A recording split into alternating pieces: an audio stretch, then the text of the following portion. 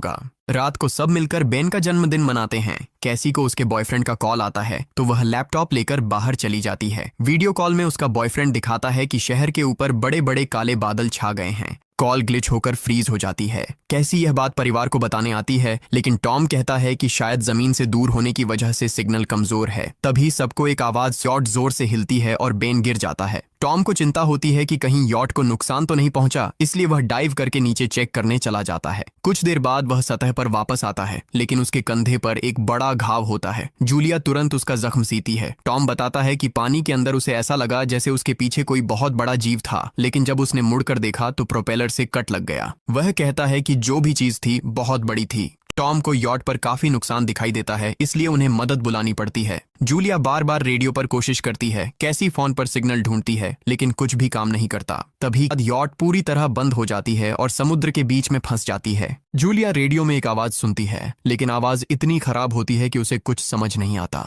Tom परिवार को बताता है कि उनके पास सिर्फ 4 दिन का खाना पानी बचा है और अब उन्हें किसी मछली पकड़ने वाली नाव का इंतजार करना होगा। अचानक रडार पर कुछ डिटेक्ट होता है और परिवार कर बाहर आते हैं और हैरानी से देखते हैं कि कई सारे उल्कापिंड जमीन पर गिर रहे हैं।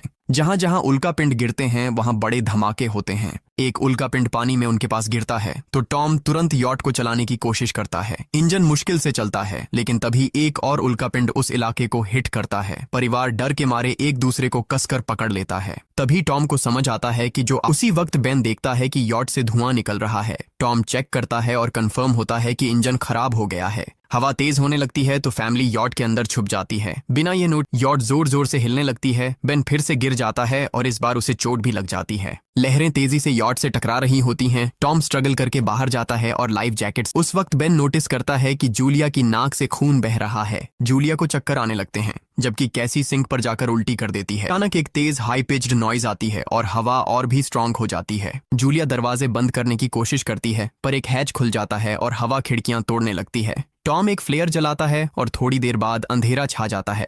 अगली सुबह फैमिली शॉक में उठती है कि वो स्टॉर्म से बच गए हैं, लेकिन यॉट आधी तबाह हो गई होती है। जब वो बाहर आते हैं तो देखते हैं कि समुद्र का पानी गायब हो गया है और यॉट अब जमीन पर अटकी है। सब ये देखकर शॉक में